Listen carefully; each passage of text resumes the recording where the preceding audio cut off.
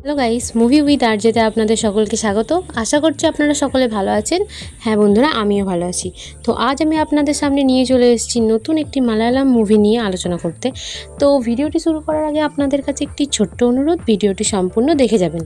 মুভির নাম হচ্ছে নারীভেট্টা, যেটা এখন হিন্দি ডাবের সাথে অ্যাভেলেবেল রয়েছে এবং যেটা এখন সোনিতে আমরা দেখতে পেয়েছি এবং আমি মুভিটি সোনিতেই দেখলাম গতকাল। তো ভাবলাম যে আপনাদের সাথে একটু তুলে ধরি। তো মুভিটা আমার দারুণ লেগেছে। আমি আপনাদের কাছে সাজেস্ট করব যে মুভিটা আপনারা অবশ্যই দেখবেন। ও ছবির গল্পটা আমি আপনাদের সাথে একটু করে তুলে ধরি।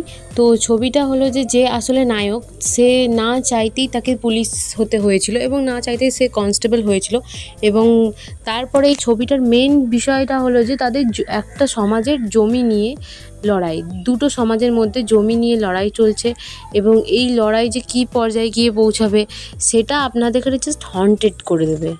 এই ছবির ভালো দিক খারাপ দিক বলতে গেলে আমার কাছে বেশ কিছু ভালো দিক রয়েছে। যেমন প্রথমেই ভালো দিক বলবো, তো ভালো দিক প্রথমেই হলো যে ছবিটার লাস্ট 30-40 মিনিট যেটা এমন পর্যায়ে পৌঁছাবে, জাস্ট আপনি ভাববেন, শুরু থেকে হয়তো আমি মুভিটা দেখছিলাম ভাবছিলাম যে হ্যাঁ ভালোই চলছে যা চলছে, কিন্তু লাস্টের 30-40 মিনিট যে এমন পর্যায়ে গিয়ে পৌঁছাবে সেটা আমি জাস্ট কল্পনাও করতে পারিনি। জাস্ট ব্যাপক, অসাধারণ।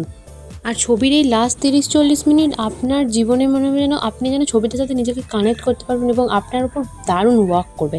আমার উপর তো দারুণ ওয়ার্ক করেইছে, তাই জন্য আমি আপনাদের কাছে সাজেস্ট করলাম যে এই ছবিটা আপনারা অবশ্যই দেখবেন।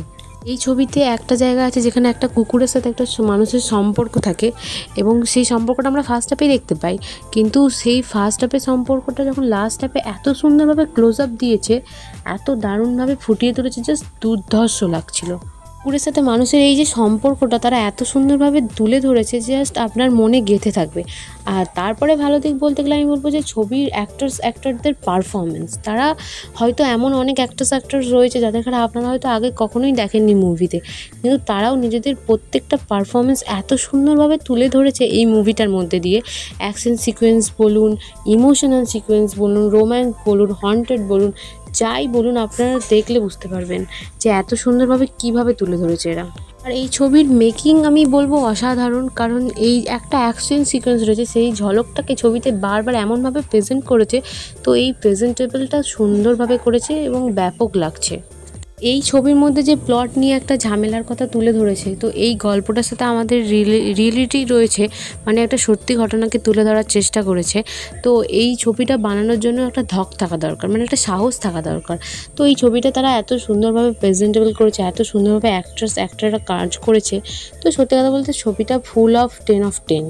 ছবির খারাপ দিক বলতে গেলে আমি বলবো যে ফার্স্ট হাফের রাইটিংয়ের মধ্যে একটু সমস্যা তো রয়েছে, আর ক্যারেক্টার আর্কের মধ্যে তো সমস্যা রয়েইছে। নেগেটিভ দিক হলো যে ছবিটার যেহেতু আরকিএফ এবং রাইটিং, ফার্স্ট হাফের রাইটিংটা খুব বেশি ভালো নয়, তাই জন্য ছবিটা হয়তো আমাদের প্রথম দিকে খুব বেশি লঙ্গারভিটি লাগে এবং মনে হয় যেন ছবিটা খুব বেশি বড় হয়ে গেছে, কিন্তু আসলে ছবিটা খুব বেশি বড় নয়।